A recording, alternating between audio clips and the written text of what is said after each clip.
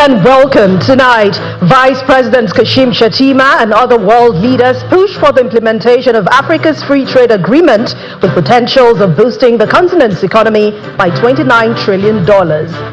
Independent National Electoral Commission, INEC, meets with political parties ahead of elections in Anambra and Federal Capital Territory. The students of the University of Ibadan stage peaceful protests against the 82-day power outage at the University College Hospital. And U.S. President Donald Trump urges Russia's Vladimir Putin to make a deal to end the war in Ukraine or face new tariffs and sanctions. On business news tonight, Nigeria's central bank approves release of the foreign exchange code for the banking industry, set to officially launch the guideline on January 28th. On sports, Nigeria's junior Yellow Greens have qualified for the Super 6 stage of the ICC Women's Under-19 T20 World Cup in Malaysia. And from the nation's capital, FCT Minister Nyesom Wike says President Bola Tinubu allocated over 300 billion naira in 1 year for infrastructure development in the FCT.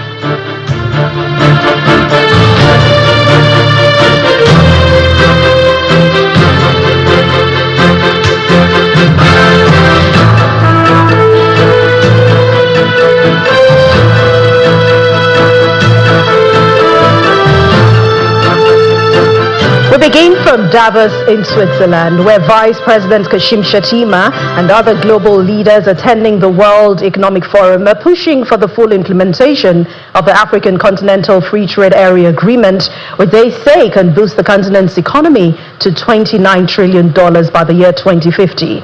At a breakfast meeting on the sidelines of the event, the Vice President says Nigeria is ready to spearhead that agreement through digital transformation and the economic integration of Africa. Our State House correspondent Empress Simon reports. Vice President Kashim Shettima arrives at the conference center of the World Economic Forum for a breakfast meeting. The meeting brings together international private sector players and political leaders from across the African continent, focusing on how the continent can be positioned in the fourth industrial revolution. Emphasis is on leveraging the African Continental Free Trade Area.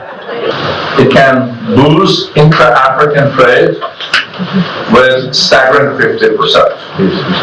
And by 2050, we can have a $29 trillion economy in Africa. When we started 2-3 years ago, we set out a roadmap in an assessment of what is the market in Africa, what is the potential for investment. And we identified 4 sectors: automotive sector, agriculture, agro-processing, transport, logistics, and pharmaceuticals. And we estimated that investment value proposition is up to $150 billion. We came back the following year and we decided to develop an action plan. Commitments are made to catalyze investments in infrastructure and agriculture in Africa. It's far cheaper to produce battery precursors in Africa. So when we open up the battery corridor, we will have industrial parks that are focused on the battery value chain. We're also going to ensure that we have the agricultural value chain unlocked as part of this process. So part of the initial activities is to actually define areas in Angola where we have, I would say, a lot of agricultural value chain to be unlocked. An action plan for investment. For Vice President Shettima, Africa is the future of the world, and Nigeria is setting the pace. We are a young continent, and the future belongs to us. So I'm absolutely certain that in the fullness of time, Africa that meets the agricultural age, that meets the industrial age, I believe will leapfrog to the first industrial knowledge-driven age. And by the grace of God, Africa will leapfrog to a new generation. The Vice President also assures the participants of the readiness of President Bola Tinubu's administration to partner investors ready to do business with Nigeria. No doubt that Nigeria is making an impression here at the 2025 World Economic Forum as Vice President Shettima and the Nigerian delegation continue to engage with global leaders. And as the event progresses towards an end, it does appear that Nigeria may hit a great deal. From Davos in Switzerland, Emperor Simon, Channels Television News. Well, back here at home, the Minister of Aviation, Mr. Festus Keyamo, has rejected a 532 billion naira variation contract for the construction of the second runway of the Abuja airport. Speaking at the appearance before a Joint Committee on Aviation, Mr. Keyamo highlights delays that have plagued the project for years, citing inadequate funding and unresolved community issues as major setbacks. According to him, 45 billion naira was initially allocated for the project during the administration of President Olusegun Obasanjo, while 90 billion naira was appropriated during the 9th Assembly. Our National Assembly correspondent Gloria Umezoke reports. The Minister of Aviation, alongside a team of officials from the ministry, appeared before the National Assembly Joint Committee on Aviation for the 2024 Performance Appraisal and 2025 Budget Defense Session. In your own opinion, The Abuja second runway project embroiled in controversies and delays since former President Obasanjo's administration is again revived. we've been talking about second runway since when we came into the 9th Senate. That issue has been there. This is one of the larger issues in Nigeria of not executing such projects on time. I think the 9th Assembly, there was a small provision and there was an actual release. The total sum, just to make it open, at that time was 90 billion. Lo and behold, as I speak with you now, the contractors have left the site. The variation from 90 billion, they are proposing 532 billion. I will not accept it. The option I have is to cancel the contract. I'm sorry, sir. I didn't want to say, but the option I have now is that we have to invite fresh bids because they cannot hold us to ransom. The questions persisted as other lawmakers highlighted additional critical areas. I don't see why we need an aerospace university. Abuja University is there badly funded. We could have an aerospace and aviation department there. I think it's just a matter of perspective as to whether we can be in complete control as an aviation ministry to develop the courses we think will develop the aviation ecosystem in Nigeria. Separately, the nation's growing debt profile is a nodal point as the Director General appears before a Joint Committee on Foreign and Local Debts. What is the total debt of the country? As of September 30th, the debt stock in Naira terms was 142 trillion Naira. So that includes the federal government, the 36 states, and the Federal Capital Territory. But I also like to add that when you put all the 36 states and the Federal Capital Territory together, they account for only about 10% of that figure. So it means we should be looking at each other here and know that we own most of Nigeria's public debt. In the meantime, the Senate Committee on Appropriations have begun the critical task of receiving and compiling reports of the various committees. From the National Assembly, Gloria Umezuke, Channels Television News. To electoral matters now, the Inter-Party Advisory Council, IPAC, is asking federal lawmakers to speed up the amendment process of the country's electoral laws and help rebuild trust in the process ahead of the 2027 general election. IPAC Chairman, Mr. Yusuf Dantale, made this appeal at a consultative meeting with political parties by the Independent National Electoral Commission in Abuja. That meeting, which was convened by the chairman of INEC, also deliberated on preparations for the forthcoming governorship election in Anambra State and the area council elections in the Federal Capital Territory, Abuja. This is the first consultative meeting that the Independent National Electoral Commission (INEC) is holding with leaders of political parties in 2025, and the chairman of INEC is presiding over the meeting. Chairman and national secretaries of some major political parties are in attendance.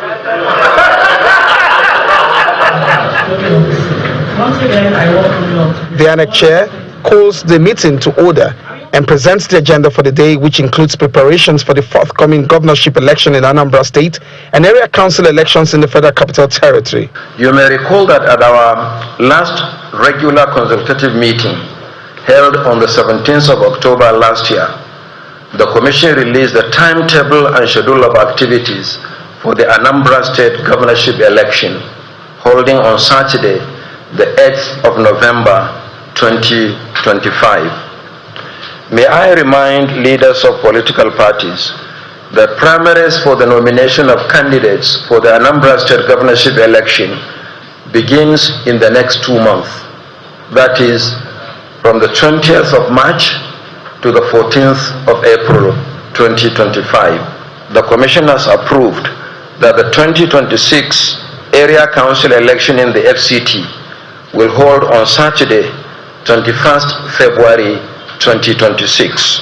Aside from the forthcoming elections, leaders of the political parties are asking the National Assembly to expedite action on the amendments to the electoral laws. Council urges the National Assembly to expedite action in the ongoing Constitution and Electoral Act amendment, as time is of the essence. There is no doubt that the conduct of successful election is a collective responsibility of stakeholders. It is the reason we must rebuild trust in the electoral process. Apart from the Anambra State governorship and the FCT area council elections, which are imminent, INEC and political parties also have to strategize on the conduct of over 30 by-elections resulting from death and resignation of lawmakers.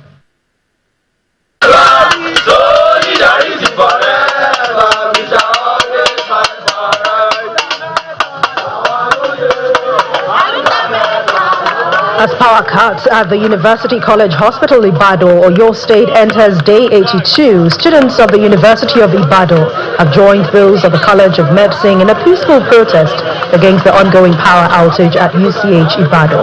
The protest, led by Students' Union leadership of the university, was staged to draw the attention of the ongoing impasse between the Ibadan Electricity Distribution Company and UCH, which has now caused avoidable deaths of patients, paralyzing academic activities for the medical students. The Ibadan Distribution Company insists that the Premier's Hospital will not be reconnected without the payment of outstanding money owed for power use since last year. The blackout has lingered for over 82 days now, and for over 2 months there's been no light at University College Hospital, which has affected the livelihood of our students. People cannot function normally. You understand what you need light for, especially for students who need to study and do a whole lot of things. So the lack of electricity here is why we're out on the street today. Our demand is, number one, immediate restoration of light to University College Hospital and all hospitals in Nigeria who are currently facing the same blackout. Yes. Number two, the implementation of the 50% discount of tariff announced by the Ministry of Power last year in August. And number three, the reform of the health sector in Nigeria. The executive governor for your state, Engineer Seyi Makinde, has done a lot about electricity. He has just commissioned the IPPS electricity that will augment what we have on ground. I know that one will go a very long way, which I've given them an assurance that they know the government we have. He doesn't want anybody to suffer even for a second, and that this prayer will surely get to the SLSC. He will surely know what to do about it. The wife of former Deputy Senate President Ike Ekweremadu, Beatrice Ekweremadu, has been released from the United Kingdom's prison and has returned to Nigeria. Sources close to the Ekweremadu family confirmed her return, marking the end of a 6-year prison sentence for her involvement in a puzzling organ harvesting case. In 2023, Mrs. Ekweremadu, her husband, and a medical doctor, Obi Nobeta, were convicted in the United Kingdom for conspiring to exploit a young Nigerian boy for organ harvesting. The boy, who had been hawking in Lagos, was allegedly lured to the United Kingdom under false pretense to donate an organ for the couple's ailing daughter, Sophia. Following the trial, Mr. Ekweremadu was sentenced to 10 years in prison, while his wife, Beatrice, received a 6-year sentence despite citing health concerns during proceedings. In part 2, after the break, FCT Minister Nyesom Wike says President Bola Tinubu allocated over 300 billion naira in 1 year for infrastructure development in the FCT. Please join us again. Welcome back. If you've just joined us, you're watching the news at 10 on Channels Television, broadcasting live from Lagos. A reminder of our main stories. Vice President Kashim Shettima and other world leaders push for the implementation of Africa's free trade agreement with potentials of boosting the continent's economy by $29 trillion. Independent National Electoral Commission (INEC) meets with political parties ahead of elections in Anambra and the Federal Capital Territory. Students of the University of Ibadan stage peaceful protest against the 82-day power outage at the University College Hospital. And U.S. President Donald Trump urges Russia's Vladimir Putin to make a deal to end the war in Ukraine or face new tariffs and sanctions.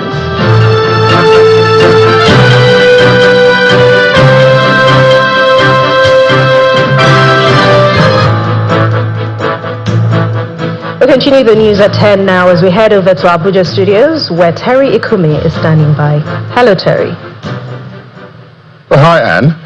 Well, back here in the FCT, over 300 billion naira has been committed to infrastructural development, and that's according to the Minister of the Federal Capital Territory, Nyesom Wike. Mr. Wike disclosed this during the commissioning of Paikonkore Ibua Road in Gwagwalada Area Council of the nation's capital. Our correspondent Kumbi Aboluade reports. This 9-kilometer Paikonkore Ibua Road in Gwagwalada Area Council becomes the third road project being commissioned by the Federal Capital Territory Administration this year. Our chief host, the Honorable Minister of the FCT. The project was flagged off in January 2024 by the FCT Minister as one of the rural emergency projects initiated to boost security and socio-economic activities across the territory. Driving through this road to this point is a clear indication that the minister and the government of FCT has now announced to all Abuja residents that there is now urban-rural migration. The Vice Chairman of Gwagwalada Area Council, who is representing the Chairman, makes a plea to the FCT Minister. There is a bridge here that always our students here cross to the others going to the school. Every year we lose a lot of students there, sir. And there is another road again, sir, from Gurupata here, linked to Gurupata to other communities, is also not notable, sir. The FCT Minister begins his speech with a response to the request of the Vice Chairman of the area. Mr. Chairman, through the Vice, you have come here to tell us you did this, you did that, but you didn't tell us which ones you have done. Why? Because of the love Mr. President has for you. I will take one, since you did not read out what you have done. And it does appear it's very important that this bridge has to be constructed. Mr. Wike also reels out the infrastructure projects in the FCT area councils under the administration of President Bola Tinubu. If you add the total value of what Mr. President has committed to Gwagwalada alone, you are talking about over 50 billion naira for one area council. Now, if you now add the 6 area councils, you will see that in a year, Mr. President has committed to the development of satellite towns not less than 300 billion naira. Accompanied by the FCT Minister of State and other dignitaries, the minister commissions the project. Kumbi Aboluade, Channels Television News.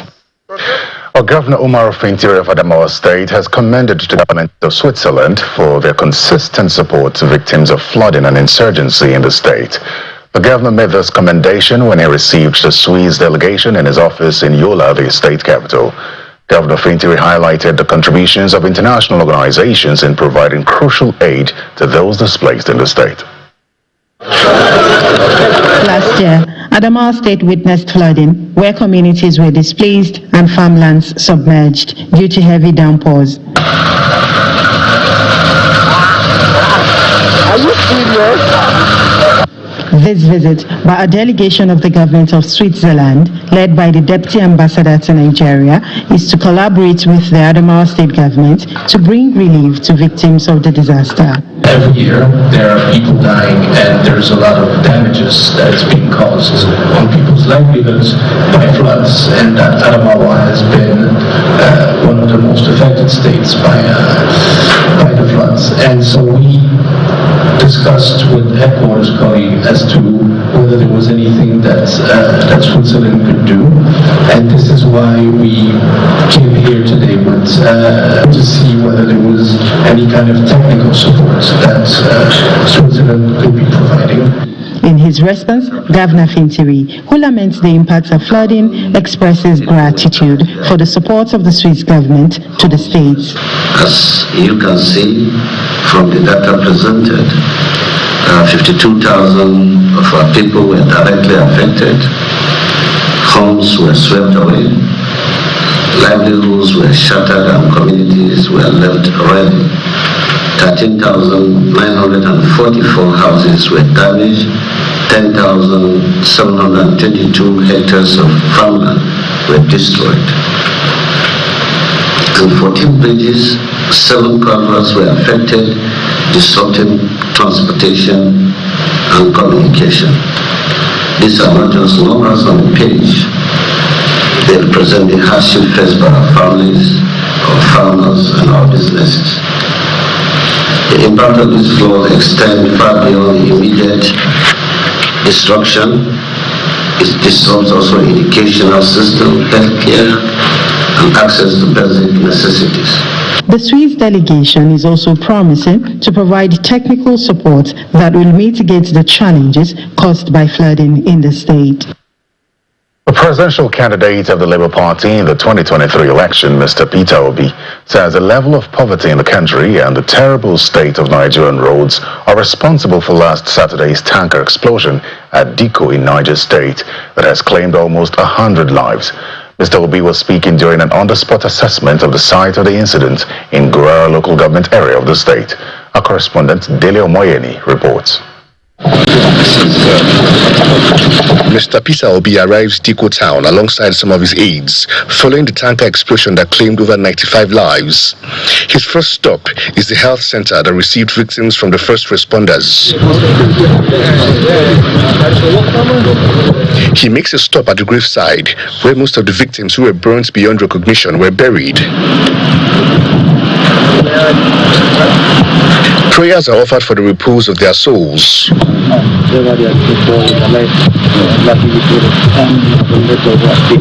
He also makes a stop at the palace of the village head to commiserate with him. Mr. Obi is emphatic about what he calls the root cause of the disaster. We have to also look on the way we must care for the poor people in our communities. Because it's why will anybody want to be scoped or be involved when he sees a tanker of fuel? It's poverty. So we must go to the root cause of all this that is happening across the nation.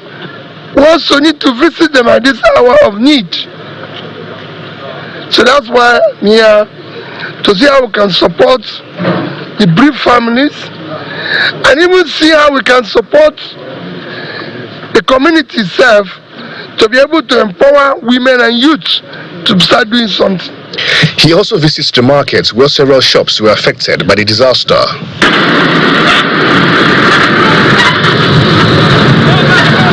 It is good that NEMA and all other organizations are giving them relief material of feeding items, but that is not replacing their business. We need to replace their business quickly because they can't live for a relief all over. Other one will happen as long as this road remains like this. First is the federal government, this is the federal road. I'm sure it doesn't belong to Niger State. So they should attend to it as quickly as possible so that it doesn't happen again. From the scene of the accident, Mr. Obi also visited the National Trauma Center of the National Hospital Abuja, where victims with third-degree burns are receiving treatment. Dele Omoyeni, Channels Television News. Still ahead on the news at 10, Central Bank of Nigeria approves release of foreign exchange code for the banking industry, set to launch officially the guidelines on the 28th of January. That's on business news. Do stay with us. Welcome back to the news at 10 live from Channels Television. To security matters now. In its fight against various forms of crimes, the Nigeria Police Force has announced the arrest of 279 armed robbery and kidnapping suspects and others connected with unlawful possession of prohibited firearms, rape, and cultism. Addressing the news conference shortly before parading some of the suspects in Abuja, the Force Public Relations Officer, Mr. Olumuyiwa Dejobi, says operatives of the Nigeria Police Force dismantled criminal syndicates following the arrest of one Mohammed Kabir and other members of his gang.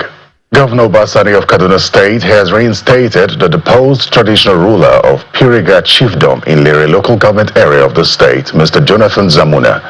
The traditional ruler was sacked by the immediate past administration of Governor Nasir El-Rufai few days to the end of his administration. The reinstatement follows the judgment of the Industrial Court in Kaduna, which quashed the deposition of the monarch. Speaking at the handing over of fresh appointment letter to the traditional ruler at the Sir Kashim Ibrahim House, Governor Sani said that his administration believes in the rule of law, due process, and justice. Our administration has been focused on the state and placed it on the path to sustainable growth and development. Despite huge challenges, we are extending socio-economic infrastructure to 23 local governments of Kaduna State. We are investing heavily in education, health, and agriculture. Our administration stands for the rule of law, due process, and justice. That's why we did not waste time in complying with the judgment of Kaduna State Industrial Court when there is a statement of the Chief of Legal Children. I wish you a peaceful and impactful rest. I will also remind you that here in Kaduna, we treat everyone equally, irrespective of religion, ethnic, and political activism. On his part, the reinstated monarch appreciated Governor Sani, promising to ensure that the peace in his chiefdom is maintained. It consists of 12 ethnic nationalities, different languages, custom, culture. I will just mention about 6. We have Fulani, we have Hausa, we have Gure, we have Kahuku, we have Amu, we have Kurama, we have Dengi, we have Dinki, we have Kitini. You can name them, 12 ethnic nationalities living in peace. And when the senator, after he had spoken, there was standing ovation for him. During the campaign, people stood up and clapped for him. And I can see from his actions and inaction. Indeed, the governor, after the court verdict, he didn't waste time. He complied within 30 days. And that's it from the nation's capital. Now back to Anne for the rest of the news. Thank you, Terry. The National Agency for Food and Drug Administration and Control, NAFDAC, is intensifying efforts to combat drug abuse among young Nigerians by extending its Catch Them Young program to secondary schools nationwide. This initiative aims to empower students with the knowledge they need to make informed choices regarding illicit drug use and alcohol consumption. Immaculate Heart Comprehensive Senior High School, Maryland, plays host to representatives of the National Agency for Food and Drug Administration and Control, NAFDAC, and other stakeholders for the NAFDAC Catch Them Young program. Thank you very much. Thank you. How many of us know that there are incidents of drug abuse? This initiative, holding across the country, aims to educate young people about the dangers of drug abuse and discourage underage drinking. It is estimated that 14.4% or 14.3 million Nigerians are victims of drug abuse. This is alarming. 2/3 of people who abuse drugs report having serious problems as a result.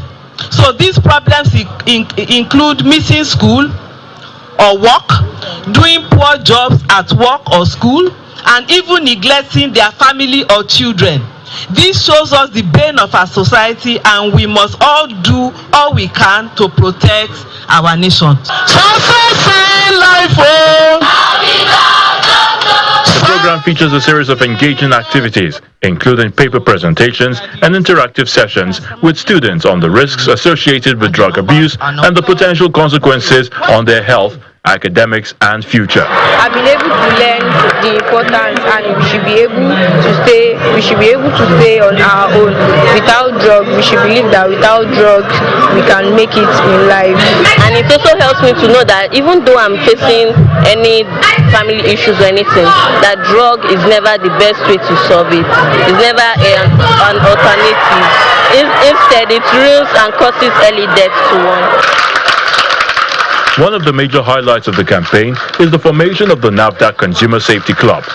The Students Teachers Forum is aimed at encouraging members to be advocates against drug abuse and promoting positive values that can lead to behavioral change. We believe that if we expand the membership of this club to other schools in the country, it will help us in our campaign.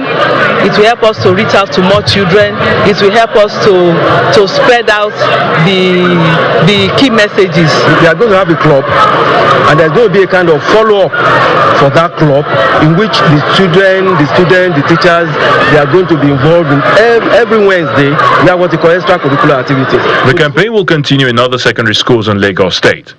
By educating the young generation, NAFDAC aspires to foster a healthier and more responsible future for young Nigerians.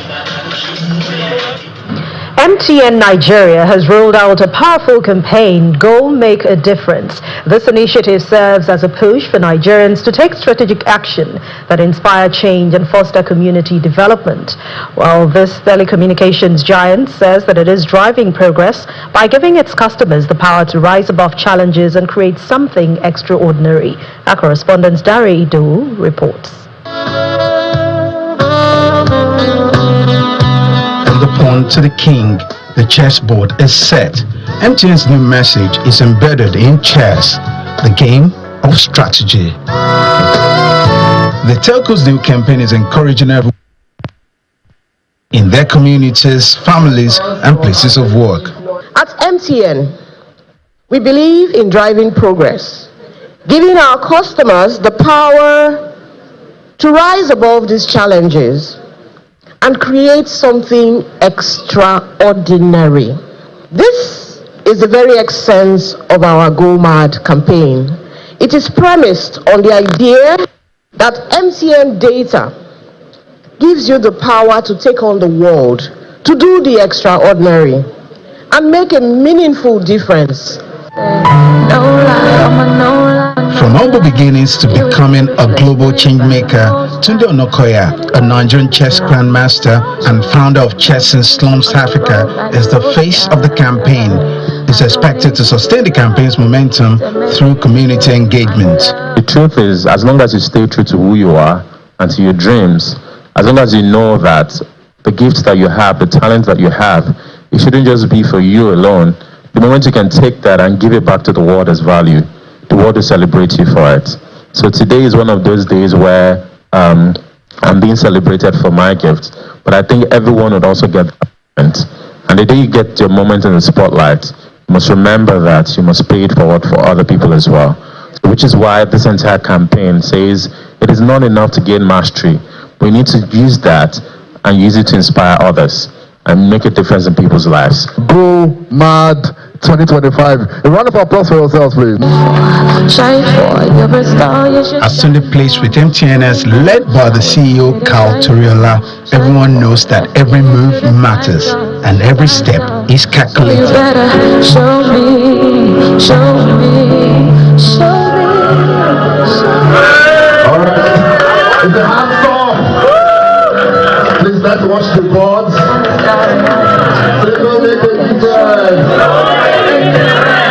Through the Go Mad campaign, MTN is reminding its customers that efforts, no matter how small, can lead to extraordinary outcomes. Like in chess, deliberate and calculated moves can create real change. We continue in the world of business. Dominic Iwewu is standing by.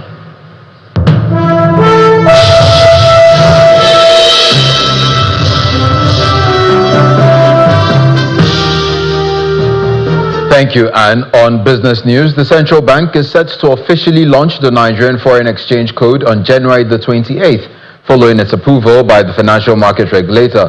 In a statement released today, the CBN explained that the FX Code, which will serve as a vital guideline for the banking industry, is designed to ensure that authorized dealers uphold the highest professional standard and transparency when conducting FX transactions in the Nigerian foreign exchange market.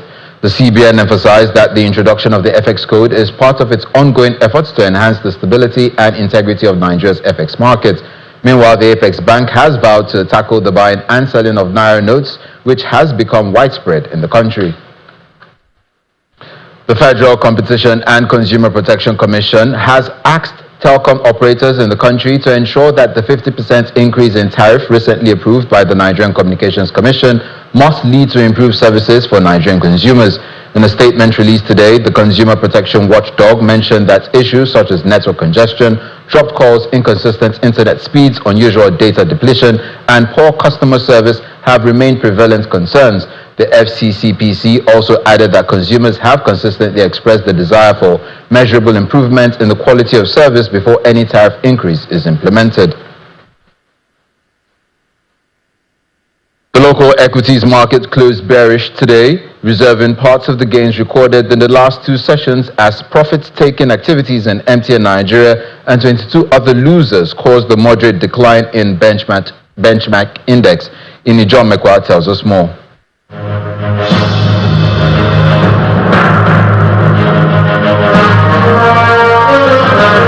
Thank you so much, Dominic. Good evening, everyone. Welcome to the stock market report. At the close of midweek's trade, the NGX lost 185 billion naira, bringing the market cap to 63.332 trillion naira. The all-share dipped 0.29%, and then we lost that 103,000 level to 102,836.35. Banking seems to be the only counter that escaped the slash of investors at the close of trade today because of Access Go, UBA, the majors.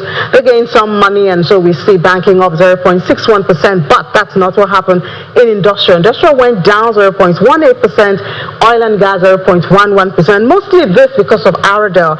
Aradel lost 2 naira from its share price today, and we see it also prominent in the top trades because of that loss. So at the close of trade, value of trade on Aradel was 1.22 billion, Access Go 2.23 billion. On the positive side, another major positive one coming from utilities. Geregu seems to be showing up again, 5.17 billion value of trade at the close of today. And so after all of this, we see the bear at the close of midweek trade.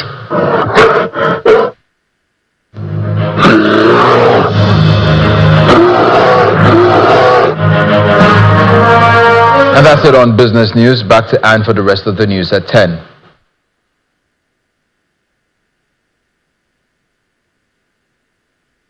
President Donald Trump has asked Russian President Vladimir Putin to make a deal to end the war in Ukraine or face new tariffs and sanctions. Here is Simon Puse with more international news and around the world in 5. Good evening and welcome to the Channel Studios here in London with your international news around the world in 5. Next order relates to the definition of birthright citizenship under the 14th Amendment of the United States. All refugees travel to the US is being suspended following an executive order from Donald Trump. It means refugees with permission to enter the US will not be allowed in, and the processing of new cases is suspended. The executive order said the US had been inundated with record levels of migration. And as you told the nation yesterday, you have felt the providential hand of a loving God. Meanwhile, Mr. Trump branded a Washington bishop nasty and not very good at her job after she told the president he was sowing fear among the country's immigrants. To have mercy upon the people in our country who are scared now.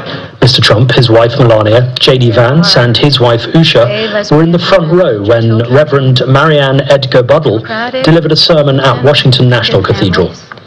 The people who pick our crops and clean our office buildings, who labor in poultry farms and meatpacking plants, who wash the dishes after we eat in restaurants and work the night shifts in hospitals, they may not be citizens or have the proper documentation, but the vast majority of immigrants are not criminals.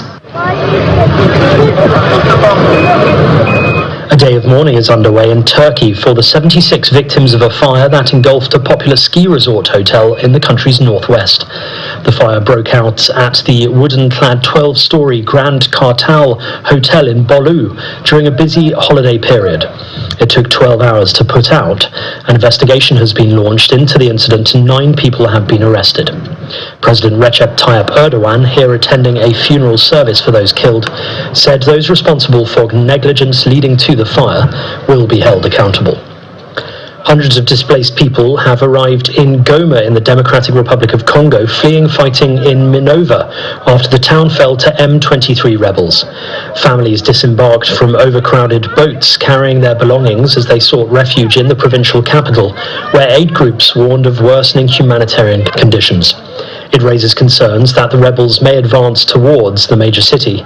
More than 178,000 people have so far been displaced by the conflict. Prince Harry has settled a legal case against the publisher of the Sun newspaper over claims of unlawful intrusion into his life, after it agreed to pay substantial damages and offer an unequivocal apology. The Duke of Sussex alleged journalists and private investigators working for News Group newspapers used unlawful techniques to pry on his private life, with executives then allegedly covering it up. NGN apologised for the serious intrusion by the Sun between 1996 and 2011 and admitted incidents of unlawful activity were carried out. In a monumental victory today, News UK have admitted that The Sun, the flagship title for Rupert Murdoch's UK media empire, has indeed engaged in illegal practices. This represents a vindication for the hundreds of other claimants who were strong-armed into settling without being able to get to the truth of what was done to them. Ukrainian President Volodymyr Zelensky has held a series of diplomatic meetings with world leaders on the sidelines of the World Economic Forum in Davos. He held meetings with South African President Cyril Ramaphosa and Israeli President Isaac Herzog, among others. The Ukrainian leader said a day earlier he was working to set up a meeting between himself and Donald Trump. Mr. Trump has said he would stop the war in Ukraine swiftly, without saying how. Chinese President Xi Jinping and his Russian counterpart Vladimir Putin have had a video call hours after Donald Trump was sworn in, pledging to bring bilateral ties to greater heights. Calling Xi a dear friend, Mr. Putin said Russia and China were building ties on the basis of friendship, mutual trust and support, despite external pressure. And British Royal Princess Anne has commemorated black South Africans who died during the First World War as she concluded a 2-day visit to the country. Anne unveiled the Cape Town Labour Corps Memorial, which honours the South Africans who played a key role in non-combat jobs but died with no known grave or commemoration. King Charles's sister performed the ceremony in her role as president of the Commonwealth War Graves Commission. The memorial honours more than 1,700 South Africans. And that's your international news around the world in 5. Now back to the Channel studios in Lagos.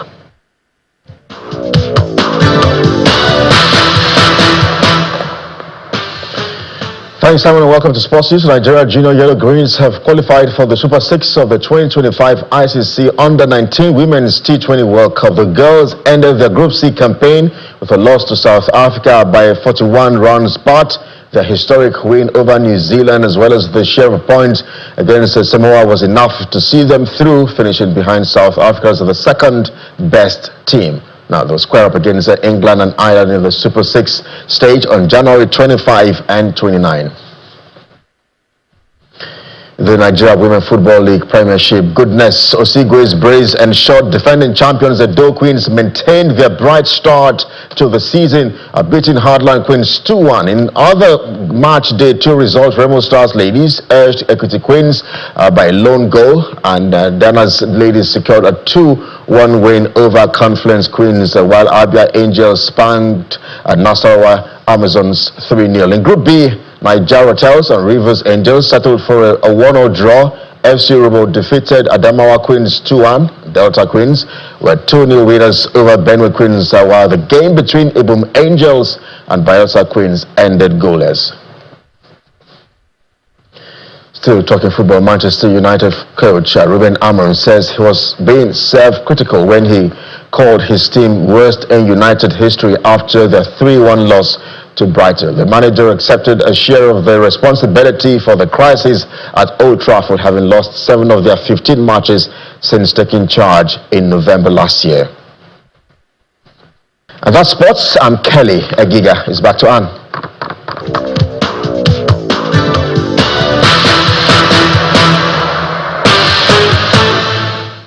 Thank you, Kelly. And the main news again. The Vice President Kashim Shettima and other world leaders are calling for the full implementation of Africa's Continental Free Trade Agreement, which they claim has the potential of boosting the continent's economy by $29 trillion. The call was made during one of the sideline events at the ongoing World Economic Forum in Davos, Switzerland. And that's the news at 10 tonight. Thank you so much for watching. I'm Anne Nwawadu. Have a wonderful night rest.